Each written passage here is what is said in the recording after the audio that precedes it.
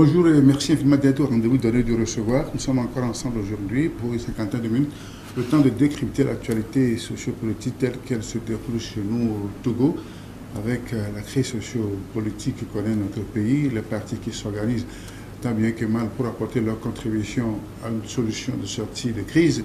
Nous savons que l'Assemblée nationale, en pleine étude de ces lois portant sur les réformes constitutionnelles et institutionnelles demandées par le peuple, les réformes sur lesquelles tout le monde est d'accord, des partis qui sortent des congrès, qui renouvellent les instances de leur bureau. C'est le cas, par exemple, du Parti démocratique panafricain PDP, qui a fait pour l'œuvre depuis quelques semaines et que nous recevons en ce jour dans nos studios ici pour discuter de l'actualité géopolitique. Le PDP représenté sur mon plateau par son secrétaire général en la personne de Roger Azondiani. Monsieur, merci de votre invitation.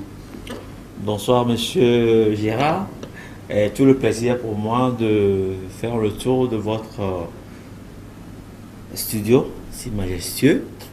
Et je suis très content d'être avec vous ce soir pour parler de l'actualité politique de notre pays. Merci. Voilà, alors merci donc pour ce constat que vous venez de faire en introduction. Alors, comment se porte le PDP, votre parti, votre famille politique, au regard de la situation sociopolitique qui prévaut actuellement dans notre pays? Merci beaucoup, Monsieur Gérard. Nous sommes à la veille de l'indépendance de notre cher pays, le Togo. Et permettez-moi, avant de répondre à votre question, de profiter de l'occasion pour souhaiter une très bonne fête à tous les Togolaises et à tous les Togolais, que ce soit du nord, du sud, de l'est, à l'ouest, et tous ceux qui vivent sur le territoire togolais. Alors, bonne fête de l'indépendance à tous les Togolais et que la fête soit belle. C'est cela. Vous le rappelez, notre pays est dans la fièvre, n'est-ce pas, de la commémoration de ces 59 ans d'indépendance, oui. Une fierté nationale. Mais qu'est-ce que ça vous dit, vous, en tant qu'un politique, lorsque on est dans la fièvre de ces manifestations, de ces célébrations nationales, à caractère national? Oui, mais ça fait deux questions que vous posez en même temps. Je n'ai pas encore répondu à la première. Oui, mais puisque nous y sommes, vous avez évoqué. Laissez-moi quand même répondre à la première question. D'accord, ok. J'ai voulu juste profiter de l'occasion pour souhaiter une bonne fête à tous les Togolais. Vous demandiez comment se porte notre parti, le PDP. Et je vous le fais pas dire, notre parti, le PDP, se porte à merveille. La preuve, nous avons fait un congrès le 30 mars dernier, où nous avons renouvelé toutes les instances du parti, et 80% de ceux qui sont aujourd'hui à la tête du parti, en tout cas dans les instances décisionnelles du parti, sont des jeunes, moi-même y compris. Donc le PDP se porte très bien, et le PDP a beaucoup de choses à proposer à notre pays de Togo. C'est pourquoi notre président, M. Innocent Kagbara, à la veille de cette fête de l'indépendance, a fait un message solennel à l'endroit des populations togolaises.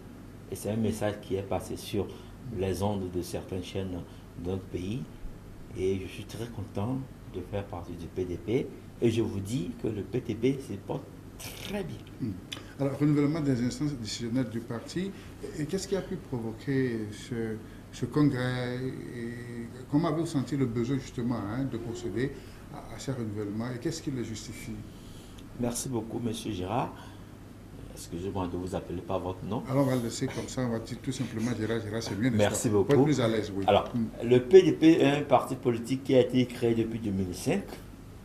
Nous avons fait le chemin ensemble et moi-même, en tant que membre fondateur de ce parti, nous avons parcouru beaucoup de chemins ensemble et à un moment donné, nous avons dit par rapport à l'évolution de notre situation politique, il fallait que nous mettions quelque part les bons pions à la bonne place.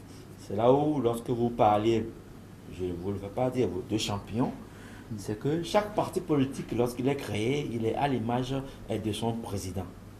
Parce que le PDP, c'est un parti qui a fait le temps. Mais aujourd'hui, nous avons senti le besoin de renouveler les instances du parti parce que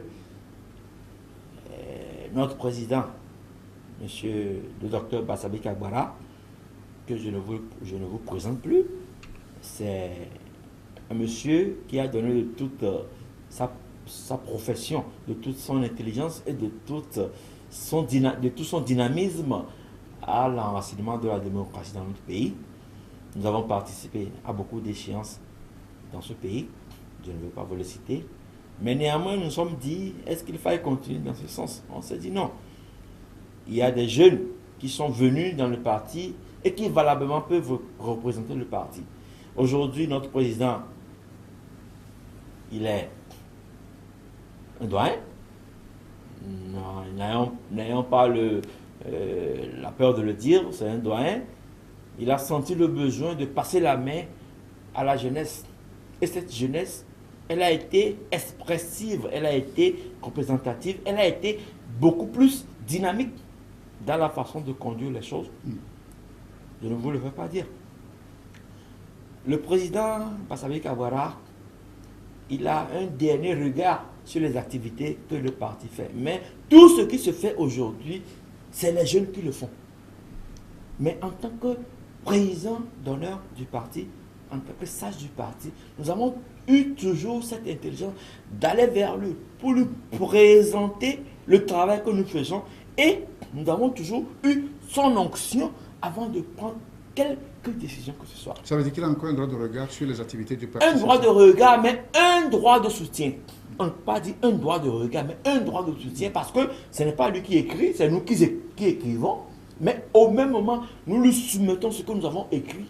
S'il y a des fautes à corriger, il le corrige. S'il y a des choses à faire, il le fait parce qu'il était sur le terrain avant nous. Il a fait l'expérience du temps du RPT, aujourd'hui unique. Bon, une personne comme ça, pouvez-vous le mettre à l'écart? Non. Nous avons besoin de son expérience en tant que chef de parti politique au temps de M. Ignace Béa Adema. Ne crée pas un parti politique, ne dirige pas un parti politique au Togo, notre pays, au temps de M. Ignace Béa Adema. Il faut avoir du tact. Il faut avoir aussi les moyens parce que les partis politiques n'ont pas le financement qui leur revient. Pour créer un parti politique au Togo, d'abord, il faut avoir les moyens. Il faut avoir les moyens. Et puis, les militants que nous sommes ne cotisons pas. Moi-même, y inclus. Les militants ne sont pas toujours réguliers dans leur cotisation. C'est en cela que la gestion des formations politiques se fait de façon patrimoniale. Non. Le parti appartient à son président fondateur. Je ne dis pas ça pour que vous puissiez me prendre au mot.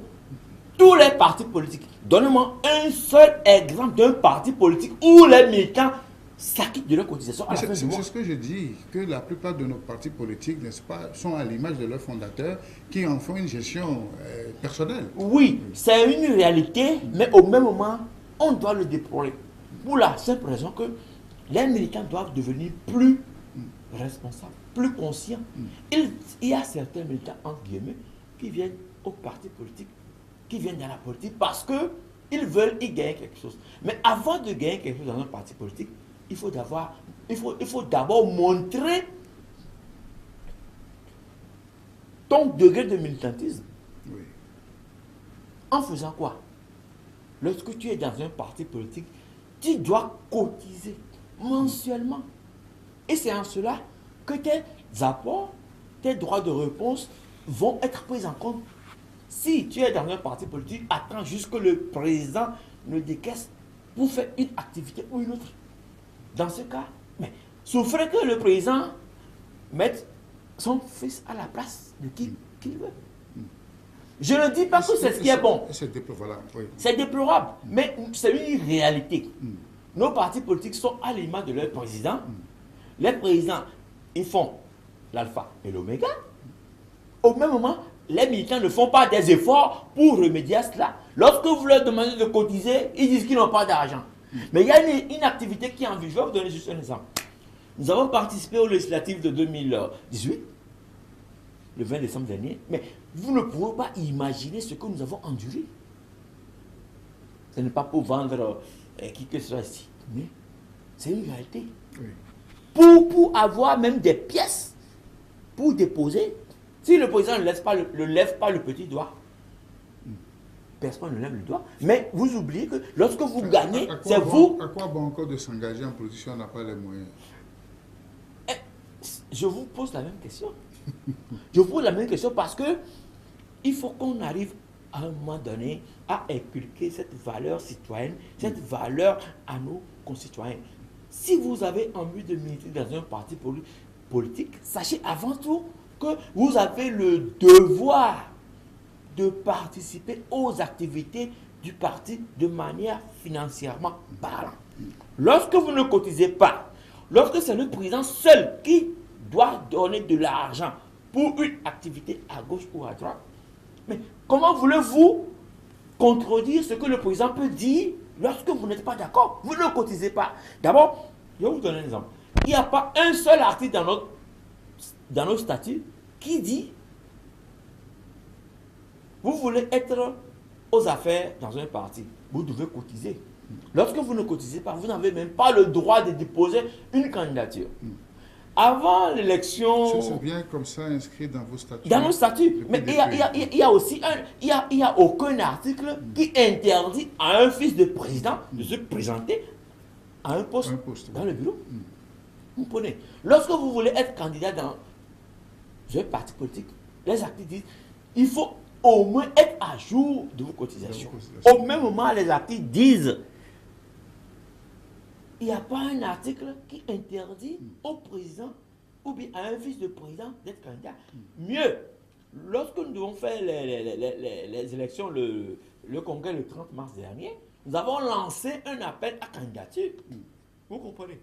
Pour tous les postes électifs. Mais posez-moi la question, combien sont ceux-là qui ont déposé leur candidature? Il n'y en a pas. Un, parce qu'ils ne sont pas avec les statuts.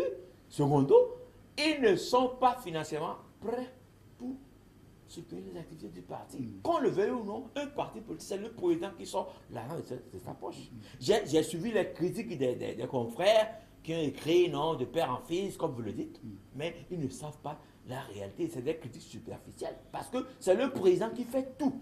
Et aujourd'hui, je n'ai pas terminé, et aujourd'hui, il y a eu même des militants qui ont proposé la candidature de M. Innocent Kambara pour être à la tête du parti. Parce qu'eux-mêmes se sentant incapables. Donc c'est lui qui remplit les critères et les conditions, celui qui est en règle avec les statuts, c'est ça? Je ne vous le veux pas dire. C'est ça. Oui, c'est ce qui s'est passé. Et curieusement, c'est lui encore le champion pour prendre la place du père. Vous savez, M. Gérard, j'ai beaucoup d'estime pour vous, mais au même moment, je vous dis que lorsque des situations comme ça se présentent, il faut faire la part des choses. Ce n'est pas parce que nous allons avoir peur des critiques que nous allons laisser notre parti mourir. Je vous ai dit tout à l'heure que moi, je fais partie du PDP depuis 2005. Je suis membre fondateur du parti. Alors, si les gens doivent nous critiquer parce que nous avons mis M. Innocent Kambara à la tête de notre parti, ils n'ont qu'à nous critiquer. Mais ils ne savent pas ce qui s'est passé. En amont, ils ne savent pas ce qui s'est passé. Non, c'est votre choix, ne vous critique pas. Hein. Les militants ont choisi M. Innocent Kambara. L'Assemblée générale est souveraine. Les militants ont proposé la candidature de M. Innocent Kambara pour être président à la tête du parti. Un remplacement de son père, oui. C'est la dernière phase là qui ne m'intéresse pas. C'est le constat. Non, ce n'est pas. Laissons. Ouais, c'est ce débat qui envenime notre. Je vais transposer ce débat sur un plan beaucoup plus large. Quand je parle par exemple de M. Fouad Gnassingbé et de son père Gnassingbé Adjouan, vous dites que c'est parce que c'est M. Innocent Kambara qui a pris la place de son père. Donc, il y a forcément un débat. Mais je vous dis, en notre sein, aujourd'hui, il n'y a pas une personne mieux placée pour le faire. Okay. Un, parce que les statuts ne leur donnent pas l'occasion, ils n'ont pas été réguliers envers les cotisations. Et je mets à défi un militant de notre parti de me dire s'ils ont une fois cotisé 5 francs pour ce parti. Secondo, aucun article de nos statuts ne nous interdit pas de mettre M. Innocent Kambara ou bien n'interdit pas à un fils de président d'être candidat à la présidence de notre parti. Ça, c'est deux. Tertium, les militants ont eux-mêmes proposé la personne de M. Innocent Kambara. Ils n'ont pas le choix. Ils n'ont pas le choix. Ils n'ont pas le choix. Ils ne se sont pas donné plutôt le choix. Ils ne se sont pas donné le choix parce que il n'y a pas, quand tu viens au parti, la trésorerie est ouverte. Personne n'est venu donner un franc. Ils ne se sont pas donné ce choix. Qu'est-ce que nous devons faire dans ces conditions? C'est ça. Devons-nous écouter les critiques? Parce qu'on met M. Innocent Kabara à la place de son père, les gens vont critiquer. Bon, pas ça. On n'a pas besoin de ça. Parce que ceux qui disent ça, moi-même je suis journaliste, c'est des critiques très superficielles. Lorsque vous lisez les journaux qui ont parlé de ça, mais ils ont mis d'autres trucs en bas qui ne sont pas forcément liés à ce que nous avons fait dans notre parti. Je ne vais pas vous citer les noms des journaux. Vous les connaissez comme moi. Ok. Bon, alors pour moi, l'essentiel, c'est qu'effectivement, M. Bassabi Kabara a pris sa retraite politique, en tout cas son retrait, puisqu'il est toujours président d'honneur du parti, n'est-ce pas? Bien sûr. Et avec toujours cette possibilité de le consulter en tant que doyen. Ouais. Et avec certitude qu'il ne reviendra plus aux affaires, hein, comme on a vu ailleurs. Vous savez, nous avons donné un si bel exemple à notre pays que seuls les jaloux vont dire le contraire. Je vous donne, vous avez voulu approcher quelque chose que je n'ai pas voulu, mais je vais le dire. Prenez l'exemple juste de M. Abouiba. Il est parti, il est revenu. Vous savez ce qui s'est passé. Aujourd'hui, il est encore à la tête de son parti. Mais ce ne serait pas le cas pour le PDP. nous, au PDP, nous avons fait un diagnostic. Lorsque vous faites un diagnostic, ça veut dire qu'il y a un mal qui persiste. Vous faites un diagnostic, vous posez le problème, vous faites le diagnostic et vous trouvez des solutions. Aujourd'hui, nous avons dit, nous nous sommes dit au PDP que nous avons besoin d'une personne responsable qui se mette au-dessus de la mêlée et que nous consulterons En cas de besoin. En cas de besoin. Et cette personne, c'est qui? C'est le président fondateur de notre parti, le docteur Bassabi Kabara. Docteur Bassabi Kabara, c'est quelqu'un qu'on ne présente plus dans notre pays. Il a fait beaucoup de choses. Il a formé beaucoup de jeunes dans ce pays. Il est à la tête de plusieurs universités. Donc, c'est un personnage en tant que tel qui a besoin, en tout cas, de l'estime. Mis à part le côté politique, c'est un personnage qui mérite l'estime de tous les Togolais. Donnez-moi un seul exemple d'un Togolais qui a pu créer une université dans ce pays et la multiplier dans la sous-région. Oui, ça, je ne fais pas la publicité de M. Docteur Kabara, mais non, c'est pas du business, c'est de la formation. Il a formé beaucoup et beaucoup de vos enfants que vous connaissez vont vous dire que j'ai fait l'IALC. C'est son école. Et l'IALC est implanté dans beaucoup de pays aujourd'hui. Dans la sous-région. Donc, une telle personne, qu'est-ce qu'on peut lui faire pour le récompenser? Aujourd'hui, je suis fier. Je suis fier en tant qu'homme politique d'appartenir à ce parti. Mais je vous dis, lorsque les gens se portent sur des critiques malsaines, qui vont à l'encontre de notre parti, parce que le PDP, aujourd'hui, est à l'Assemblée nationale. Nous avons un représentant à l'Assemblée nationale, en la personne de M. Innocent Kabara, mais notre parti a un devancier, et c'est le docteur Bassabi Kabara. Nous ne faisons rien sans, je ne dis pas qu'il nous contrôle, mais nous ne faisons rien sans au moins le consulter pour savoir les expériences qu'il a eu à partager avec les durs, les classiques de ce pays, qu'il nous le donne aussi. Parce qu'il faut reconnaître qu'avec la méthode Nyasingbe et la méthode Fort Nyasingbe, la méthode Eyadema Nyasingbe et la méthode Fort Nyasingbe, ce n'est pas la même chose. Vous êtes d'accord avec moi? Ce n'est pas du tout la même chose. Oui, vous êtes d'accord avec moi? La méthode Fort Nyasingbe et la méthode Eyadema Nyasingbe n'est pas la même chose. Oui ou non? Non, moi je n'en sais rien. Vous n'en savez rien, mais vous êtes au Togo. Je ne sais pas dans la politique. Moi, je sais pas vous êtes journaliste, mais vous ne savez pas si Fort Nyasingbe et Nyasingbe Eyadema, il y a eu quelque chose qui a changé. Oui, mais puisque vous le dites, c'est vous qui... Au temps du 27 avril, il y a des animations politiques qui sont organisées.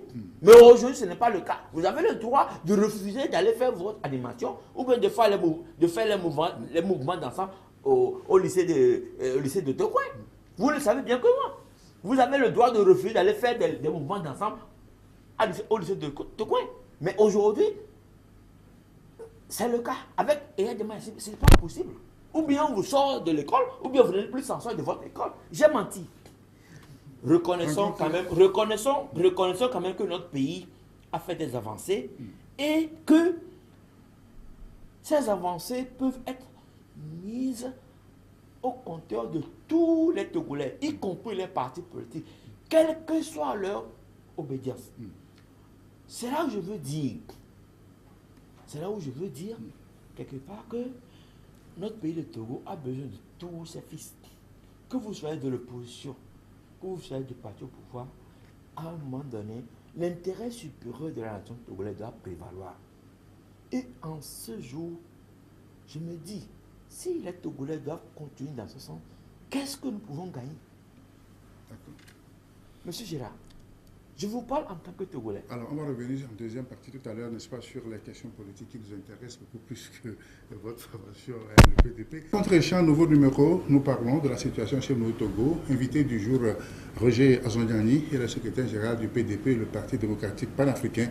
C'est avec lui que nous faisons le tour d'horizon des questions d'actualité. On a parlé en première partie de leur formation politique, leur congrès, avec le regroupement des instances décisionnelles du parti. Deuxième volet de discussion, chers amis, c'est la question sociopolitique, la grande situation actuelle. Et comment la décrire au regard des derniers événements, les élections du 20 décembre auxquelles vous avez pris part? Vous avez maintenant un député à l'Assemblée nationale. La question actuellement, c'est les réformes. Et en ces derniers temps, eh bien, la question des réformes est sur la table de la commission des lois. Alors, quel est votre regard sur ça au PDP? Merci beaucoup, monsieur Gérard. Je suis très content que vous me posiez cette question. Et je vais juste, avec votre permission, revenir en arrière et pour dire tout ce que notre pays a pu traverser depuis le 19 août dernier. 2017. Oui, 2017, avec tout son cortège de malheurs, de décès, de situations désobligeantes qui n'ont pas forcément servi nos familles respectives, parce que quelque part, c'est des citoyens togolais. Vous parlez de ces mouvements de rue, des manifestations? Bien sûr, des pertes en vies humaines, et qui ont abouti à la signature le 31 juillet, n'est-ce pas, de la feuille de route, la fameuse feuille de route qui devait conduire notre pays vers un lendemain meilleur. Aujourd'hui, nous sommes devant une situation, les élections sont passées, nous avons vu ce qui s'est passé également. Vous avez pris part à ces élections? Nous avons pris part à ces élections dont vous parlez. Au même moment, il y a certains partis politiques, notamment nos amis de la C14, qui n'ont pas participé à ces élections. Et nous disons que c'est des situations assez déplorables, parce qu'une élection dans un pays, avant tout, c'est une élection qui doit être faite de manière inclusive. Et tous les citoyens qui se sentent capables de participer à ces élections doivent y participer, notamment nos amis de la C14, et qui, entre-temps, ont boycotté le processus de recensement. Pour des raisons que vous connaissez, pour des raisons que nous connaissons, nous ne disons pas que nous sommes fiers de ça. Nous disons que nous voulons que tous les citoyens togolais participent à toute échéance électorale, parce que tout Togolais en âge de voter et qui remplit les conditions morales, physiques et médicales doit participer aux élections. Mais si aujourd'hui des citoyens ont été exclus, ou bien se sont fait exclure de ce processus, je dis que c'est une mauvaise chose pour notre pays, parce que quel que soit le résultat qu'on va avoir, la situation de crise va persister, n'est-ce pas? Cette situation persiste jusqu'à aujourd'hui, parce que nous qui sommes allés aux élections, nous avons eu quand même le constat que tout le monde n'a pas participé. Ça, c'est une évidence. Mais néanmoins, nous avons eu au moins un représentant, un député à l'Assemblée nationale. Mais au même moment, nous disons qu'il faille qu'on fasse l'effort de pouvoir inclure tout le monde pour que les résultats de ces élections soient les mieux représentatifs possibles de ce que nous appelons politique dans notre pays. Maintenant, Nous sommes devant le fait accompli. Oui. La C14 inclus n'a pas participé à ces élections. Au même moment, ces élections se sont tenues dans de bonnes conditions, puisqu'il n'y a pas eu des situations désagréables qui se sont produites. Aujourd'hui, il est question d'aller de l'avant. Et je pense, à mon humble avis, que nous, en tant que citoyens, nous avons le devoir d'inciter nos frères qui n'ont pas participé à ces élections à prendre le train en marche. Parce que pourquoi nous avons participé? Non, mais ça c'est fini. Pourquoi nous avons participé à ces élections? En train de travailler. Oui. Oui. Alors donc, prendre le train en marche où maintenant? Prendre le train en marche parce que ce que vous oubliez, c'est que la démocratie ne se situe pas juste à l'Assemblée nationale. La démocratie, c'est à la base. Donc, Je vais faire une brèche. Oui. Je vais faire une brèche. J'ai dit tout à l'heure, nous avons participé à ces élections parce que nous ne voulions en aucun cas, excusez-moi le terme, laisser le seul parti uni aller rafler les 91 sièges de l'Assemblée nationale. C'est ça. À quoi sert-il de laisser uni aller prendre les 81?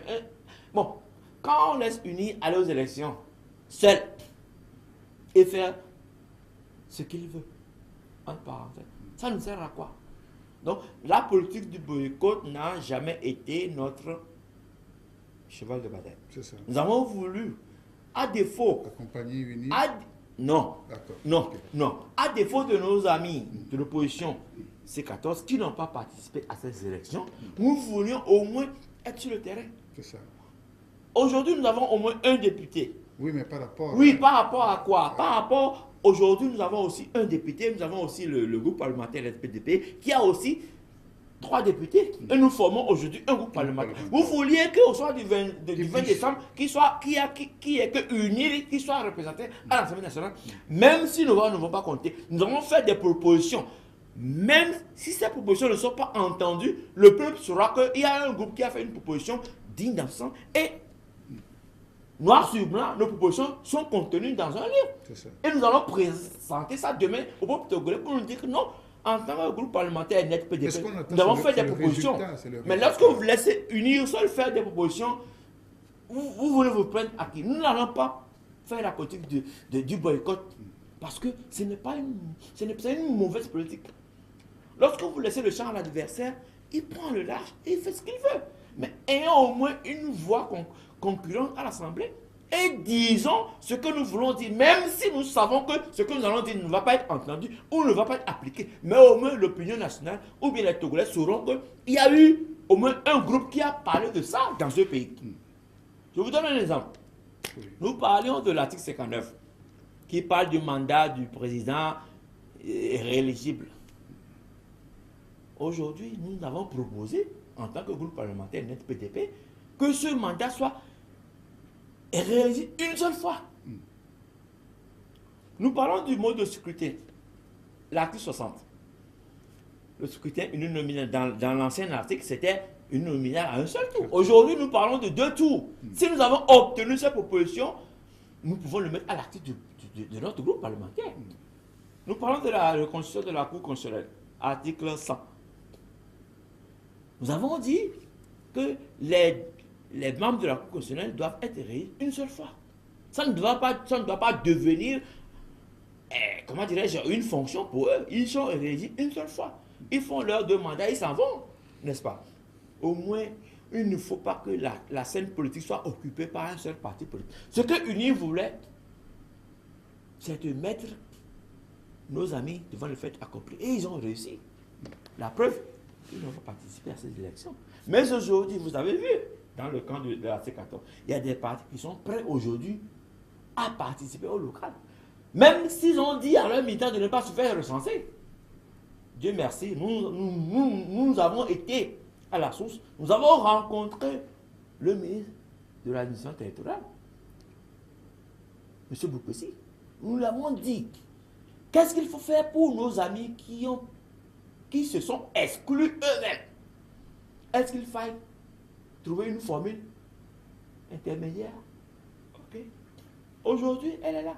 Il y aura une révision qui va se faire. Que ce soit 1 jour, 2 jours, je ne sais pas.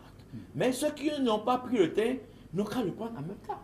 Et c'est en cela que nos amis de l'opposition aussi peuvent faire valoir un autre discours à leurs militants. Mais je sais qu'il y aura des partis de ce regroupement qui iront au local. Je ne vais pas vous les citer, vous les connaissez. Et c'est cela, prendre le train en marche, n'est-ce pas, pour pouvoir se rattraper. Parce que nous devons prendre le train en marche parce que notre pays, le Togo, nous appartient. Nous n'avons pas laissé le champ libre à UNIS de faire ce qu'il veut. Nous devons prendre le train en marche, prendre notre mal en patience, parce que nous avons déjà fait des bévues. Maintenant, l'occasion nous est offerte de pouvoir rectifier le tir. Il faut absolument que nous allions à ces élections locales. La démocratie, c'est à la base. Ok. Et comment le PDP affûte ses armes dans vos états-majors? Comment on se prépare à cette prochaine consultation électorale? Merci beaucoup pour la question. Monsieur Gérard, je vous dirais que notre parti, le PDP, est un parti qui est beaucoup plus, disons, responsable. Si j'emploie le mot... Comme les autres partis aussi. Non.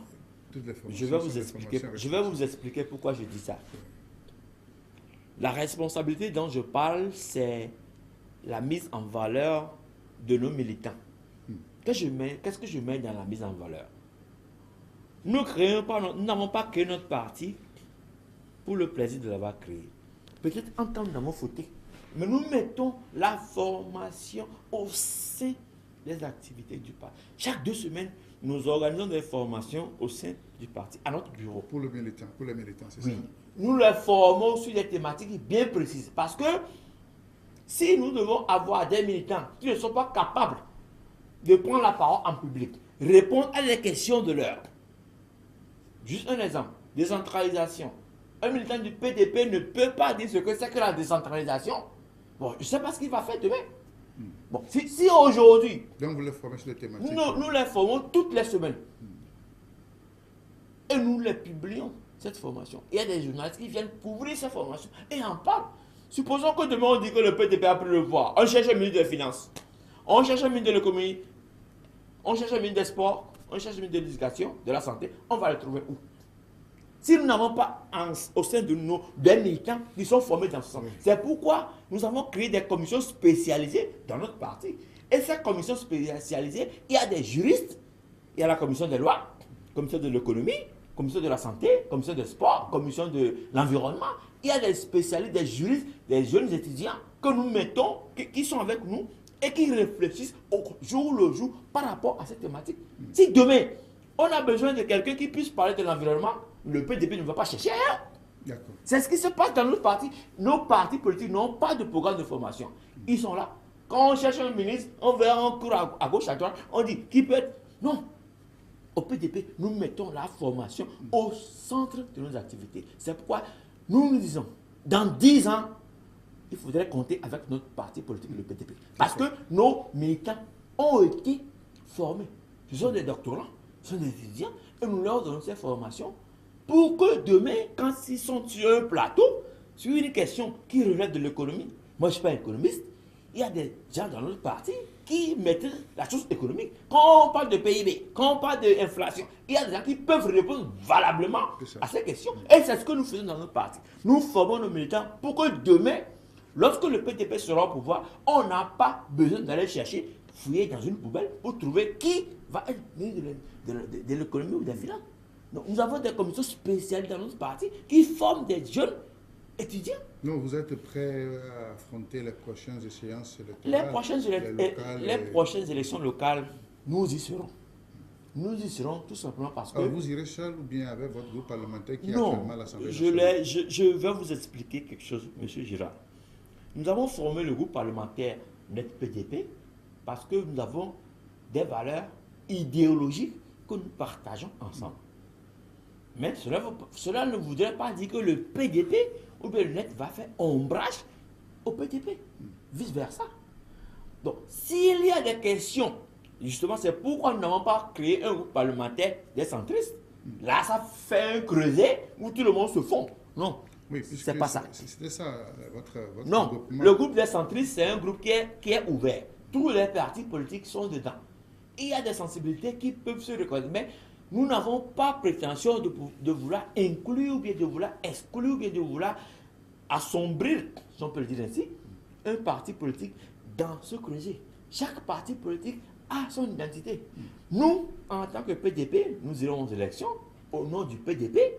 Nous n'allons pas aller aux élections au nom du net PDP. Non, le net ira à ces élections. Oui, nous irons à nos élections aussi. Mais, je ne vais pas vous le dire ici, nous avons aussi des ententes internes entre nous qui peuvent favoriser l'éclosion ou bien l'émergence du groupe net PDP. Vous comprenez? Donc, je ne vais pas vous dire ici que nous allons faire une alliance, fondre nos candidatures, mais faire des listes communes pour ces élections. Non, il n'est pas question que nous fassions des listes communes à ces élections.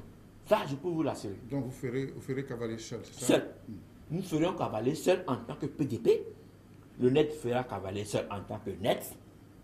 Mais au même moment, lorsque nous gagnerons, nous croiserons également nos forces pour constituer une force forte, me permettez le terme, une force forte qui peut être capable de défendre les intérêts du peuple togolais à l'Assemblée nationale. Parce que lorsque nous aurions peut-être, par exemple, 10 mairies ou bien 50 conseillers, le net à côté, 20 mairies et 3 conseillers, nous pourrions faire une force tampon. Une force tampon dans le sens que vous devez composer avec d'autres partis avant de pouvoir évoluer. Voilà. C'est ça. Donnez-moi un seul exemple, excusez-moi, donnez-moi un seul exemple d'un parti politique ici aujourd'hui au Togo où vous voyez des jeunes qui peuvent être capables d'émerger. Je ne vous le cite pas. Donnez-moi un seul exemple d'un parti politique au Togo. Vous ne savez pas ce qui se passe dans les autres formations. Je n'ai pas besoin de savoir ce qui se passe, mais je vois ce qui se passe sur les médias. À part les leaders traditionnels, ou bien les champions qu'on connaît, donne-moi un seul exemple d'un seul parti politique qui peut me dire aujourd'hui qu'il y a un jeune digne de ce nom qui peut émerger. Si ce n'est pas ces... Donc c'est le PDP qui est champion en formation. Non, je ne dis pas que le PDP... Je ne dis pas que le PDP est champion en formation des jeunes. Mais nous mettons la formation au centre de nos préoccupations. S'il y a un autre parti politique qui le fait, il n'y a pas de problème. Mais nous disons qu'on ne peut pas construire une nation si nous n'avons pas des militants qui sont formés. Nous n'allons plus descendre dans la rue parce qu'il faut descendre dans la rue pour faire des réclamations superfétatoires. D'accord? Nous n'allons pas le faire. Nous, au PDP, nous ne le faisons pas. Nous n'allons pas commencer aujourd'hui. Vous l'avez jamais fait, non? Non. Comment vous me dites que nous n'avons jamais fait? Nous avons fait partie de la coalition Arc-en-Ciel. Oui. C'est nous qui avons créé la coalition Arc-en-Ciel. Les réunions se faisaient chez nous au bureau à Djogomé. Si aujourd'hui nous avons souhaité nous retirer, c'est parce que nous avons vu que cette méthode ne peut pas apporter. Parce que l'adversaire qui est en face de nous, ce n'est pas ça. C'est ça. Donc vous avez votre schéma de sortie de crise, n'est-ce pas? Vous avez vos propositions, comment faire pour... Alors quel est donc ce schéma pour vous, cette stratégie pour autre que, par exemple, descendre dans les rues pour pouvoir obtenir ce que nous cherchons, ce que le peuple cherche? Nous travaillons, M. Gérard, je l'ai dit, peut-être que vous n'avez pas bien suivi, nous travaillons sur le terrain. Nous allons vers nos militants. Vous savez, la souveraineté appartient au peuple. Quand le peuple décide, personne ne peut faire le contraire. Il faut que votre peuple vous accompagne. Nous travaillons avec le peuple. Et lorsque le peuple dira un jour que c'est le PDP qu'il veut, personne ne dira le contraire. Aujourd'hui, le problème aujourd'hui, c'est quoi? Le peuple est partagé. Le peuple est partagé parce que ceux-là qui ont aujourd'hui le pouvoir et qui l'exercent le font de manière... Je ne peux même pas vous exprimer le terme. Le font de manière à ce que le peuple sache que c'est eux qui sont là. Mais ceux qui sont contre eux, ceux qui sont contre eux, que nous appelons opposition, j'ai écouté les gens dire qu'il y a une vraie opposition, une fausse opposition. Bon, ce qu'ils mettent dans vraie opposition, je ne le sais pas. Mais quand le peuple sentira que c'est toi qui est le plus véridique possible, il va t'accompagner. Nous, ce que nous faisons, c'est quoi? Nous touchons du doigt les problèmes des populations parce que nous savons que le Togolais a faim. Le Togolais a faim. Ça, personne ne peut nous dire le contraire. le Togolais, même si nous faisons la réforme aujourd'hui, Ford Nassingbe, deux mandats, et comment appelle-t-on, élection de tours. Est-ce que vous pensez que c'est ça qui va régler le problème de la ménagerie à côté? Non! Nous proposons des projets aux populations. Nous apportons ce qui peut améliorer les conditions de vie de cette population. Les populations ne savent même pas ce que nous mettons dans les réformes. Une femme de Djarakwanga, qu'est-ce qu'elle sait de mandats à 2 tours? Elle a besoin d'aller créer sa farine, aller faire son moulin, préparer à ses enfants à manger, au moins trouver de l'argent pour payer les collèges de ses enfants, parce que les examens sont proches, on va les renvoyer. Donc, si nous arrivons à donner à nos populations le minimum qu'ils doivent avoir, je pense que nous avons gagné. Et c'est ce que nous faisons. Nous disons que nous sommes à l'Assemblée nationale, nous allons travailler pour que les réformes se fassent.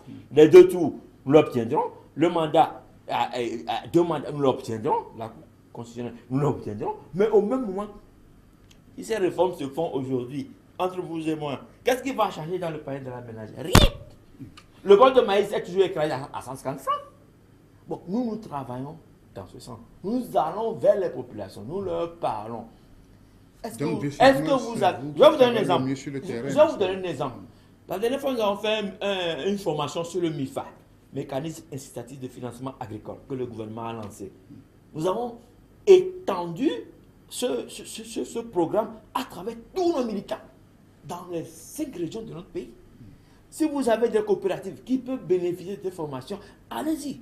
Nous avons donné les numéros de tous les correspondants agricoles qui sont dans les 5 régions. Parce que dans toutes les régions, il y a des gens qui sont censés faire le travail. Donc, ils ont tous les numéros. Ils vont vers eux. Ils leur proposent leur coopérative. Que ce soit, on nous a dit que c'est juste 5 personnes peuvent faire une coopérative. Mais si aujourd'hui, nos militants arrivent à faire un petit maraîchage à côté, mais ils arrivent à subvenir à leurs besoins, je pense que le PDP gagne en terrain que de vouloir parler de la politique de réforme sur un PDSL quelque part. Donc je dis, nous, au PDP, nous avons l'habitude de dire que nous faisons la politique autrement.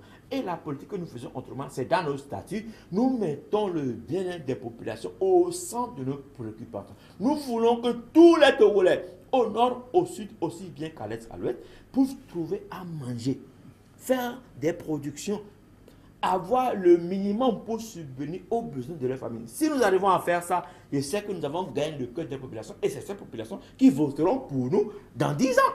C'est ça. N'est-ce pas? Donc vous êtes dans un futur... oui, nous ne sommes pas pressés pour prendre le pouvoir, nous travaillons à la base et c'est le peuple qui décidera. C'est ça. Merci comme stratégie, n'est-ce pas? Alors, autre préoccupation pour terminer. Hein, non, je n'ai pas envie de terminer. On continue.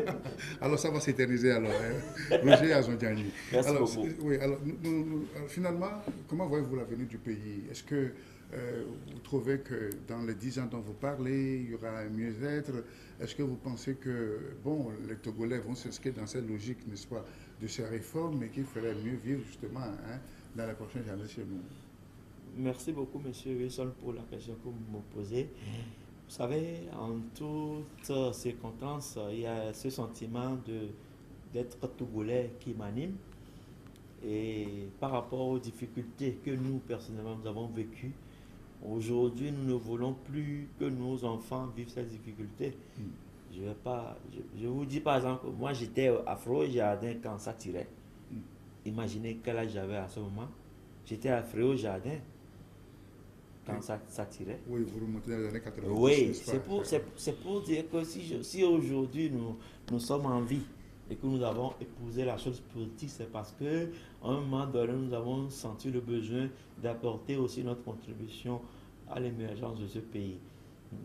Aucun Togolais n'a rien à gagner à ce que le Togo s'embrase.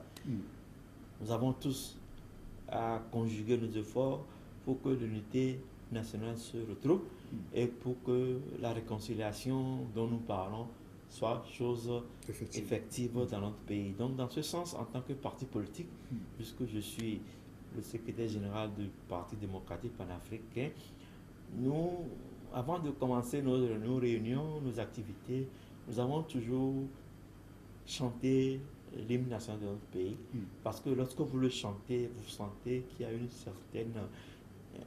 certaine chaleur qui vient en vous et vous avez envie de bannir tous ces discours politiciens, des discours extravagantistes qui peuvent mettre à mal la cohésion de notre pays, le Togo. Moi, tout ce que je peux dire, Donc, c'est que... Vous avez espoir qu'il y ait un lendemain meilleur pour nous? Oui, j'ai espoir qu'il y ait un lendemain meilleur parce que lorsque vous tenez le regard à gauche, vous tournez le regard à droite, vous voyez tout ce qui se passe dans les autres pays.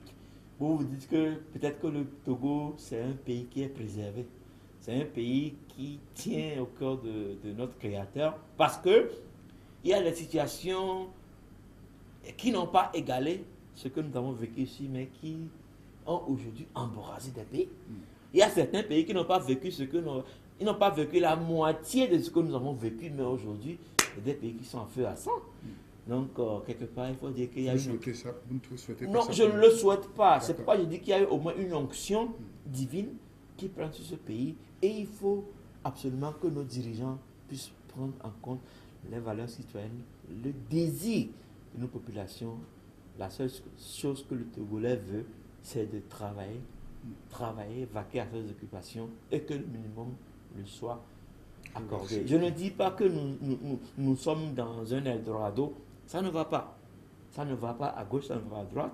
Donc il faut que les choses s'améliorent. Et nos dirigeants, en premier lieu, le chef de l'État, puisque c'est lui le chef, comment dirais-je, le responsable de ce pays, il faut qu'il tape du poing sur la table pour que le pays puisse changer. Nous, partis politiques, nous apportons notre contribution pour que les choses s'améliorent. Mais nous n'avons pas ce pouvoir de pouvoir influencer ce qui doit se faire parce que nous ne sommes pas au pouvoir, mais nous apportons notre contribution, qu'elle soit tenue en compte ou pas. Je ne peux pas vous le confirmer ou je ne peux pas vous l'affirmer aussi. La preuve, lorsqu'il s'était agi des réformes constitutionnelles et institutionnelles, nous avons dit que nous avons nos propositions, mais chaque citoyen peut faire sa proposition, que nous nous recueillons en tant que groupe parlementaire, net PDP. Mais nous ne disons pas que ces propositions vont forcément passer. Nous allons les proposer, mais elles ne vont pas passer ou ne vont pas passer. Ce n'est pas dire que c'est nous qui n'avons pas voulu que ça passe. Donc, mon cher ami, je voudrais que ce pays, le Togo, que nous aimons tous, puisse devenir un jour comme il a toujours été lors de l'humanité, pour que tous les fils de ce pays puissent vivre en paix avec toute la famille et tout le bonheur qu'ils le souhaitent. C'est ce que je peux dire. Voilà, ce mot de fin m'intéresse, n'est-ce pas? Que nous puissions tous vivre en paix et que le Togo soit vraiment l'or de l'humanité. Merci à vous pour ce temps passé en studio à causer avec nous sur ces questions d'actualité. Amis téléspectateurs, c'est la fin de ce numéro de rencontre échange. Je vous retrouve ce mardi prochain pour d'autres réflexions. Au revoir et à très bientôt.